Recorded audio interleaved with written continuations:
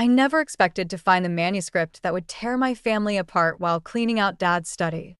But there it was, tucked between dusty physics journals and Mom's neuroscience papers, a story I wrote when I was 12, covered in my mother's red ink.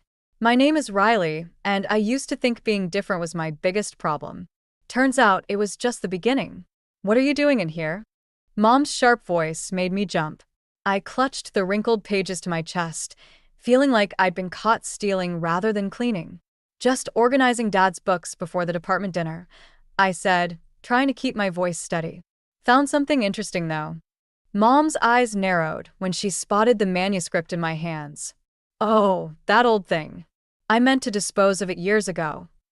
The casual dismissal in her voice felt like a slap. I opened the pages, my childhood imagination marked up like a failed exam.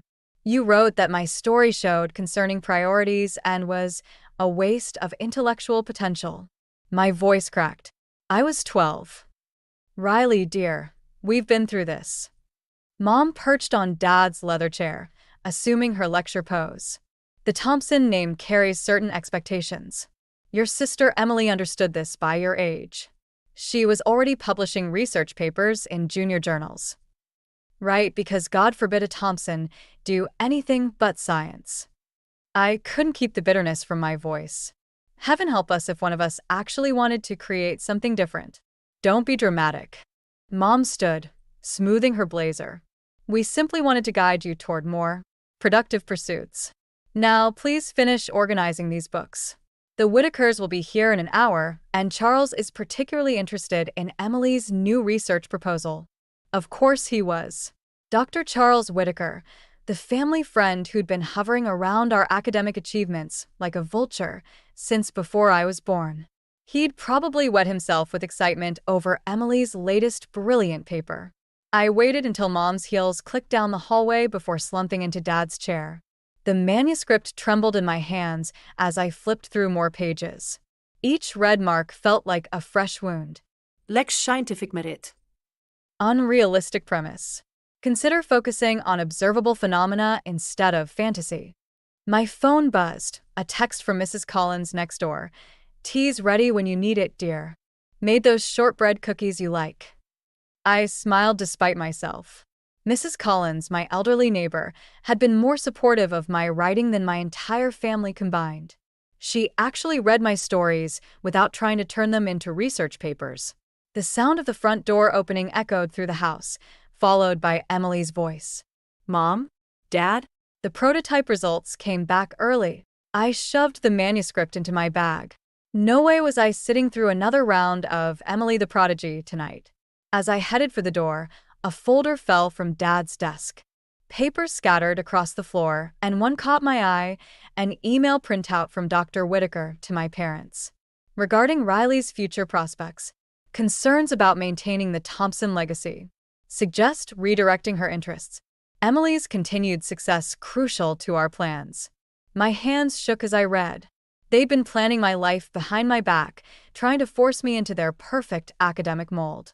And Dr. Whitaker, that smug bastard, was pulling strings I never even knew existed. I stuffed the email into my bag with the manuscript. Footsteps approached the study. Emily's excited chatter, Mom's proud responses, Dad's measured praise. I slipped out the side door before they could see me. Mrs. Collins was waiting on her porch with tea and understanding eyes. Rough day, dear. You could say that.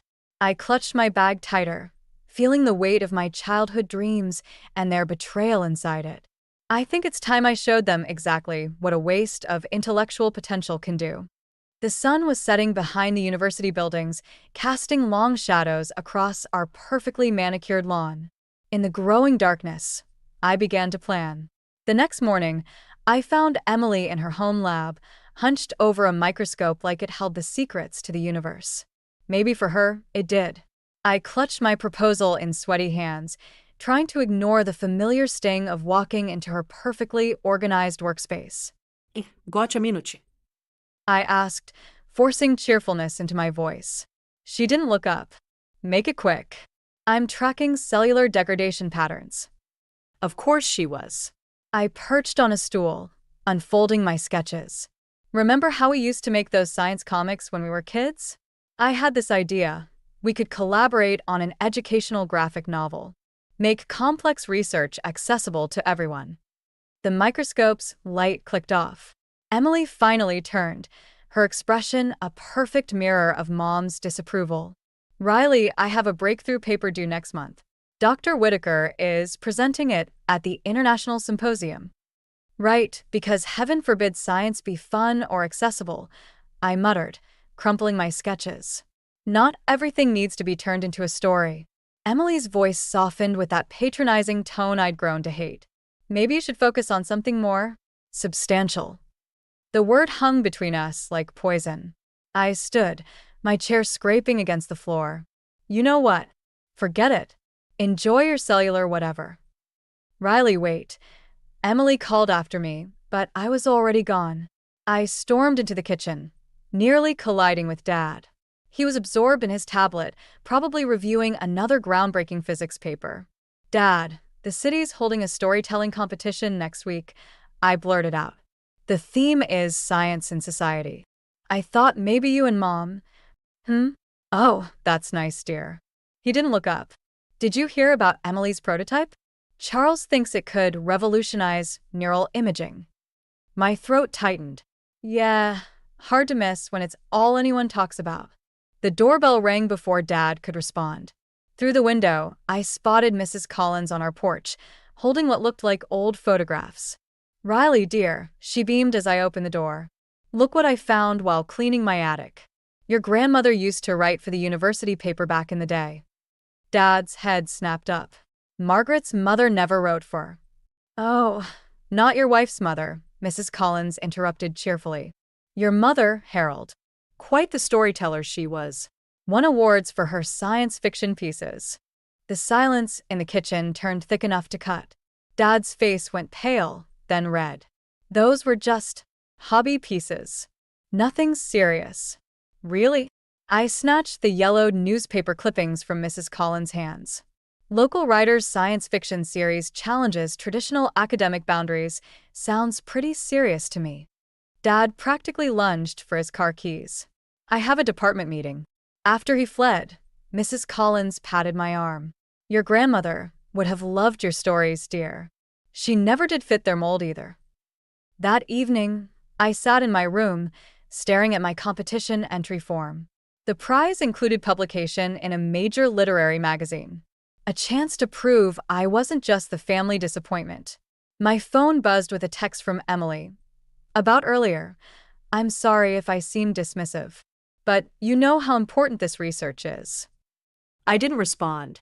Instead, I pulled out the email I'd found in Dad's study. There was more to it than I'd initially read. Riley's creative tendencies could pose a risk to the department's reputation. Best to redirect her before she draws unwanted attention. My hands shook as I signed the competition form. Let them ignore me. Let them dismiss me. I'd show them exactly what unwanted attention looked like. Through my window, I could see Emily's lab light still burning, her silhouette bent over that microscope.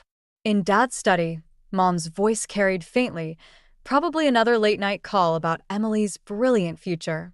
I opened my laptop and began to write, my grandmother's rebellious spirit flowing through my fingers. They wanted to bury our creative legacy? Fine. I'd dig it up and wave it like a flag. The story poured out of me, a tale of family secrets and scientific arrogance. By morning, they'd see exactly what a Thompson's creativity could do. I wasn't meant to be in the university library that afternoon. But there I was, hiding behind a shelf of scientific journals, listening to Dr. Whitaker destroy what was left of my family's faith in me. The Thompson legacy is at a crucial juncture. His voice oozed through the stacks. Emily's work could secure the department's future for decades. But Riley, she's becoming a liability. Charles, she's still our daughter, Mom's voice wavered, surprising me. I'd never heard uncertainty in her tone before. Margaret, be reasonable. Your position on the board is precarious enough. Having one daughter rejecting everything we stand for, it raises questions about your influence. I peered through the gap between books. Mom sat rigid in her chair, while Dad stared out the window. Dr. Whitaker paced between them like a prosecutor delivering his closing argument. "We've arranged everything," he continued. "Emily's fellowship, her future position, the funding, it's all connected. We can't risk Riley's creative pursuits undermining our credibility." Dad finally spoke. "What exactly are you suggesting?" "Nothing dramatic. Just guidance. I have connections at several research institutions. Programs that could redirect her energy toward more appropriate pursuits." My phone buzzed in my pocket. A text from Mrs. Collins. "Found more of your grandmother's writings. You need to see these." I started to back away, but knocked a book off the shelf. It hit the floor with a damning thud. "Hello," Mom called out. "Is someone there?" I ran. Past students buried in textbooks, past Emily's favorite study spot, past years of trying to fit into their perfect academic world. I didn't stop until I reached Mrs. Collins' front porch. She opened the door before I could knock. "Perfect timing, dear. Look what else I found." She handed me a leather-bound journal. Inside, my grandmother's handwriting filled pages with stories, sketches, and something else designs. Beautiful, intricate drawings of sustainable housing concepts, decades ahead of their time. "She never published these," Mrs. Collins said softly. "Your grandfather thought they'd damage his reputation in the physics department." "Sound familiar?" My hands trembled as I turned the pages. "They're trying to send me away. To redirect me." "Are they now?" Mrs. Collins' eyes sparked with something fierce. "Well, perhaps it's time for some redirection of our own." She disappeared into her house, returning with a laptop. "Remember my grandson, Ethan? The environmental journalist? He's been looking for innovative sustainable design concepts for a feature piece." My grandmother's journals seemed to burn in my hands. "They want to bury me in some research program, make me disappear like they did to her. Or," Mrs. Collins smiled, "you could make yourself impossible to ignore." My phone buzzed again, "Emily. Where are you?" "Mom and Dad are acting weird." "Did something happen?" I ignored it, opening my grandmother's journal to a particularly stunning design. "Mrs. Collins, does Ethan still want that interview?" "He's in town next week, actually, covering the university's sustainability initiative." She paused, watching me carefully. "The same initiative Dr. Whitaker's been fighting against, if I recall correctly." Through her window, I could see my parents and Dr. Whitaker emerging from the library, heads bent in conversation. They looked like conspirators plotting a crime. In a way, they were. "I think," I said slowly, "it's time to show everyone what a Thompson woman can really do." Mrs. Collins squeezed my hand. "Your grandmother would be proud." I opened my laptop. My grandmother's designs spread out before me. They wanted to redirect me? Fine. I'd redirect myself right into the spotlight they were so desperate to avoid. "One more thing," Mrs. Collins added, her voice unusually serious. "There's something about your grandmother's departure from the university that you should know." But before she could continue, Emily appeared at the fence between our houses. "Riley, Mom and Dad want to talk to you. Something about your future." I met Mrs. Collins' eyes. We both knew what that conversation would entail. But for the first time, I wasn't afraid of their plans for me. I had plans of my own. The eco-design firm's office felt like stepping into another world. No sterile lab coats or pretentious academic titles, just creative energy and the smell of recycled materials. I smoothed my shirt, clutching my portfolio filled with my grandmother's restored designs, updated for modern sustainability. "These are remarkable," Sarah, the creative director, said, spreading the drawings across her reclaimed wood desk. "The integration of solar technology with these vintage concepts, it's exactly what we're looking for." My phone buzzed, another missed call from Emily. I silenced it. "When can you start?" Sarah asked. Before I could answer, a familiar voice cut through the office. "Riley." Ethan Brooks stood in the doorway, camera bag slung over his shoulder. Mrs. Collins' grandson, the environmental journalist. Of course he'd be here. "You two know each other?" Sarah asked. "Not exactly," I managed, watching Ethan's eyes drift to my grandmother's designs.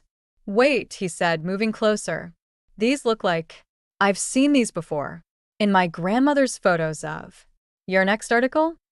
I cut in, silently pleading with him to understand. About innovative sustainable design? He studied me for a long moment, then nodded slowly. Right. The article. My phone buzzed again. This time, a text from Mom. Dr. Whitaker has arranged an interview at the Neural Research Institute. Don't disappoint us again. When can you start? Sarah repeated. Tomorrow, I said firmly, ignoring the guilt churning in my stomach. Later, Ethan caught up with me in the parking lot. Those were your grandmother's designs, weren't they? The ones she never got to publish. I stopped walking. How much did Mrs. Collins tell you? Enough to know why you're here. He leaned against my car. But using her designs without credit. They drove her out of academia, I snapped. Made her bury her work because it didn't fit their precious scientific standards. Now they're trying to do the same to me. And your solution is to finish what she started. I pulled out the journal. Look at these notes. She wanted these designs used, wanted them to help people. The university buried them once. I won't let that happen again. Ethan was quiet for a moment. My article goes to print next week. If these designs are published under your name, then my family will finally see what they've been ignoring. I met his eyes. Unless you're planning to stop me? He handed back the journal. I'm planning to interview you about your innovative approach to sustainable design. Your grandmother's influence might come up naturally in the conversation. Relief flooded through me. Thank you. Don't thank me yet. He nodded toward the street, where Emily's car was pulling up. She got out, waving a familiar envelope. Riley, what is this? The Neural Institute called Mom about your missed interview. I'm not going, I said, instinctively stepping between her and my portfolio. This is your chance to fix things. Emily grabbed my arm. Dr. Whitaker pulled strings for you. No. He pulled strings to shut me up? I yanked away, just like they did to Dad's mother. Emily's face went blank. What are you talking about? Ask Dad about his mother's writing career. Ask him why all her designs were buried in university archives. I opened my car door. Better yet, ask Dr. Whitaker why he's so invested in controlling another generation of Thompson women. Riley, wait. But I was already driving away, leaving Emily standing next to Ethan in the parking lot. In my rearview mirror, I saw him hand her his business card. My phone lit up with a text from Sarah. Contract ready for tomorrow. Welcome to the team. I pulled over, hands shaking on the steering wheel. No turning back now. By this time next week, my family would either have to acknowledge my path or watch as I blazed it without them. Either way, I was done living in their shadow. The weekly Thompson family dinner felt like walking into an ambush. Mom had arranged the table with her best china, always a warning sign. Emily sat practically vibrating with excitement, while Dad kept checking his phone, a slight smile playing at his lips. I pushed my untouched food around the plate, waiting for whatever bomb they were about to drop. I have news, Emily announced, right on cue. The International Science Foundation selected my research proposal. Full funding, 3 years, with Dr. Whitaker as my mentor. Mom's eyes glistened. We're so proud, darling. Charles says this could lead to a permanent position at… I got a job too. I cut in, my voice steadier than I felt. Creative director at Ecovision Design. The silence that followed felt like a vacuum. Dad's fork clattered against his plate. That little sustainability startup? Mom's voice dripped with disdain. Riley, we've arranged everything with the Neural Institute. Dr. Whitaker has no right to arrange my life. I pulled out my grandmother's journal. Just like he had no right to bury these designs 30 years ago. Dad's face went pale. Where did you get that? Does it matter? What matters is that your mother's work is finally going to see the light of day. You can't, Emily whispered, realization dawning. Riley, those designs aren't yours too. They're exactly mine to use, I shot back. Someone in this family has to carry on her legacy. Mom stood, her chair scraping against the floor. This ends now. You will call the Neural Institute tomorrow and accept their offer, or… Or what? You'll bury me too. I opened the journal to a marked page. Did you know your precious Dr. Whitaker threatened to revoke Grandma's funding unless she stopped pursuing her frivolous creative endeavors? It's all right here in her notes. Dad reached for the journal. I yanked it away. I have copies, I said. And Ethan Brooks is running a story next week about innovative, sustainable design. Guess whose work will be featured? Ethan Brooks. Mom's voice sharpened. Charles mentioned him, that environmental journalist causing trouble for the university's development plans. The same plans that would destroy the wetlands Grandma tried to protect with these designs. I stood, my chair toppling backward. Funny how history repeats itself. Riley, Emily pleaded, think about what you're doing to the family. The family? I laughed, a harsh sound that surprised even me. You mean the family that's been suffocating me my entire life? The family that buried their own mother's dreams because they didn't fit the proper academic mold. That's enough. Dad slammed his hand on the table.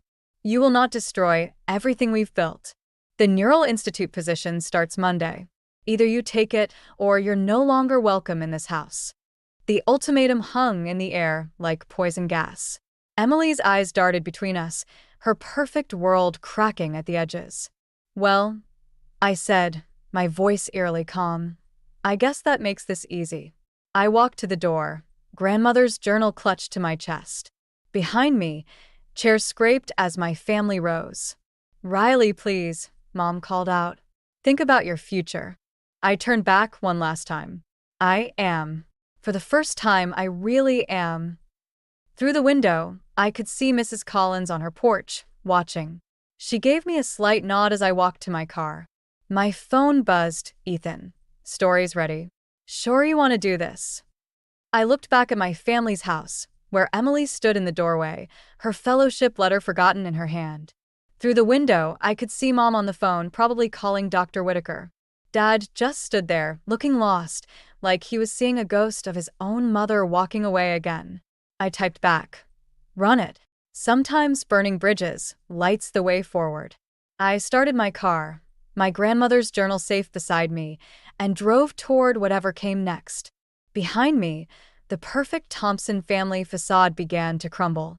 3 days after Ethan's article hit, I found Emily waiting outside my tiny studio apartment. She held a copy of the magazine, my grandmother's designs splashed across the pages under my name. You could have told me, she said quietly, about Grandma, about everything. I unlocked my door, letting her follow me inside. My walls were covered with new designs, my own this time, inspired by but not copying my grandmother's work. Would you have listened? I asked, dropping my keys on the counter. Or would you have run straight to Dr. Whitaker like always? Emily flinched. He's threatening to pull my fellowship. Of course he is. I laughed bitterly. Can't have another Thompson woman stepping out of line, can he? Riley, please. Emily's voice cracked. The university's board is investigating his past decisions. Dad's tenure review is next month.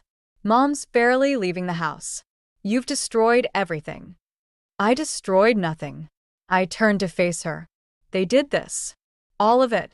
Every time they buried someone's dreams for their precious reputation. Is that what this is about? Revenge. It's about truth. Justice. For Grandma, for me, for who? Emily stepped closer. Because right now, it looks like you're just burning everything down without caring who gets hurt. My phone buzzed. Ethan. Whitaker's lawyers demanding a retraction. Claims you stole intellectual property. My hands started shaking. He can't do that. Those designs were never published. But they were submitted to the university. Emily cut in. Under Grandma's name. Which means, technically, they own them. The realization hit like ice water. That's why he buried them in the first place. Riley. Emily reached for my hand. Come home. We can fix this. Dr. Whitaker said if you publicly apologize. I yanked away. So, that's why you're really here? To save the family name again. To save you.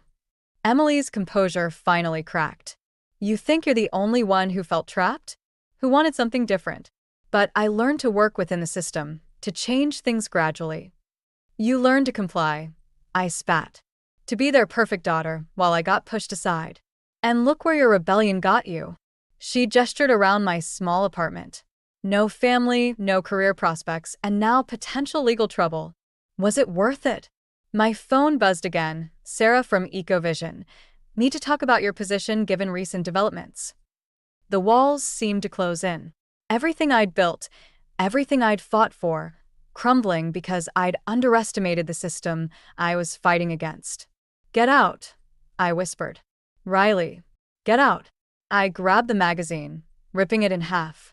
Go back to your perfect life and your precious mentor. Tell them they win. Emily paused at the door. You know what's ironic? Your designs, your real ones, not grandma's, they're brilliant. You could have succeeded on your own merit. Instead, you let revenge poison everything. She left, closing the door softly behind her. Through my window, I could see her wiping tears as she walked to her car. My phone buzzed one last time, Mrs. Collins. Come over, dear. There's something about your grandmother you need to know. Something I should have told you sooner. I slumped against the wall, surrounded by my torn dreams and shattered plans. The worst part wasn't losing everything, it was realizing Emily might be right. In trying to right past wrongs, I'd become exactly what I hated. Someone who destroyed others to get ahead. Outside, storm clouds gathered over the university buildings. Somewhere in those halls, Dr. Whitaker was probably celebrating his victory. My parents were likely planning damage control. And Emily was caught in the middle, just like I'd always been. Mrs. Collins texted again. It's about the real reason your grandmother left. And why Whitaker's so afraid of her designs being public. I stared at the message, too numb to respond. I'd wanted justice, but all I'd gotten was chaos. Now I had to decide, keep fighting a losing battle, or admit defeat and try to salvage what was left of my life. The torn magazine pages scattered across my floor like broken promises. Mrs. Collins' revelation about my grandmother still echoed in my head as I walked into EcoVision's launch event. The truth about Dr. Whitaker's past wasn't just ammunition, it was dynamite. Ready. Ethan squeezed my hand, camera ready. The showroom gleamed with my designs, actual ones this time, inspired by, but distinct from my grandmother's work. He's here. Emily's text flashed on my phone. My sister had chosen her side, finally. Not the one anyone expected. Dr. Whitaker's voice cut through the crowd. Quite the achievement, taking credit for another's work. He stood by my centerpiece design, a sustainable housing model that could revolutionize low-income housing. Though I suppose intellectual theft runs in the family. The room quieted. Cameras turned our way. Funny you should mention theft, Charles. I stepped forward, grandmother's journal in hand. Let's talk about the real reason you buried her designs 30 years ago. His smile flickered. Those designs belonged to the university. Because you falsified the submission dates.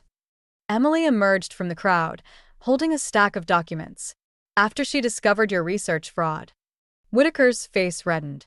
Dr. Thompson, control your daughters. They don't need controlling. Dad's voice surprised everyone. He stood near the entrance, looking smaller somehow, more human. They need to be heard. Finally, I opened the journal to its last entry. Grandma found evidence that you falsified environmental impact data for the university's expansion projects. The same projects her sustainable designs would have made unnecessary. Ridiculous, Whitaker sputtered. Margaret, Harold, are you going to allow this spectacle? Mom stepped forward, but her usual authority was gone. Did you really think we wouldn't find out? That Riley's investigation wouldn't uncover everything. Investigation. His eyes darted between us. Why do you think I published those designs? I moved closer. We needed you to react exactly as you did, with legal threats that would force the university board to review all related documents. Emily held up her phone. Including your buried reports from 1992. The ones Grandma was about to expose before you forced her out. The crowd murmured. Cameras flashed. Whitaker's facade cracked. You have no proof. Actually, Ethan stepped forward. We have your own words. Every threatening letter you sent her, every falsified report. Riley's article wasn't just about the designs, it was bait. And you bit, I finished. Just like you did with Grandma. Only this time, there's nowhere to bury the truth. Whitaker lunged for the journal. I stepped back, but he grabbed my arm. You ungrateful little. Dad moved faster than I'd ever seen him. Take your hands off my daughter. Security approached as Whitaker's grip loosened. His carefully constructed world crumbled around him. The board will have your complete investigation report tomorrow, Emily said, along with my resignation from the fellowship. I'm pursuing independent research, focusing on sustainable technology. I stared at my sister, seeing her clearly for the first time in years. Riley, Mom stepped forward, her voice breaking. Your designs, your real ones, they're extraordinary. We should have seen it sooner. The security team escorted a protesting Whitaker out. Cameras followed, capturing his disgrace. I turned to my family. This was never about revenge. It was about truth, about making things right. No, Dad said quietly. It was about being heard, something we forgot to do a long time ago. The crowd dispersed, leaving us in a room full of possibilities. My designs, Emily's new path, our family's chance at healing. Mrs. Collins appeared at my side. Your grandmother would be proud. Not because you exposed him, but because you did it your way, with creativity and purpose. I looked around at my work, at the family I thought I'd lost, at the future I'd fought to create. Think it's too late to add her name to these designs? Not as the creator, but as the inspiration. Emily smiled. It's never too late to tell the truth. Outside, reporters gathered, hungry for the story. But the real story wasn't in the scandal or the revenge. It was in the healing that came after, in the bridges rebuilt from the ashes of what we'd burned down. 6 months after Whitaker's downfall, I stood in my grandmother's restored study, running my fingers along the spines of her newly uncovered journals. The university's investigation had revealed more than justice fraud. It had unearthed an entire archive of her work, hidden away in storage for decades. Found something interesting? Emily asked, carrying in another box of recovered papers. Everything she created is interesting. I opened a journal, smiling at the familiar sketches. Hard to believe they kept all this buried for so long. Speaking of buried, Emily pulled out an envelope. Dad found this in Whitaker's office during the clean-out. It's addressed to you. The letter was dated the day before our grandmother died. My hands trembled as I opened it. What does it say? Emily asked. I read aloud. My dearest Riley, by now you'll have discovered the truth about your gift. It's not just creativity, it's vision. The ability to see beyond what is to what could be. They'll try to bury it, just as they did mine. Don't let them. But remember, revenge destroys, while creation builds. Tose wiseli. Love, Grandma. The sound of cars pulling up outside drew us to the window.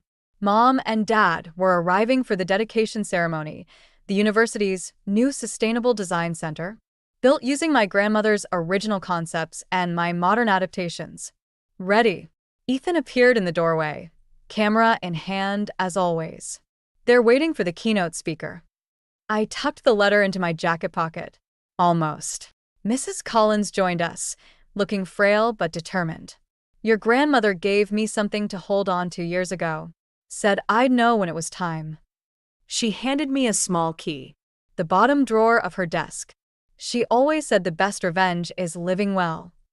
The drawer contained a single notebook, its pages filled with designs far ahead of their time.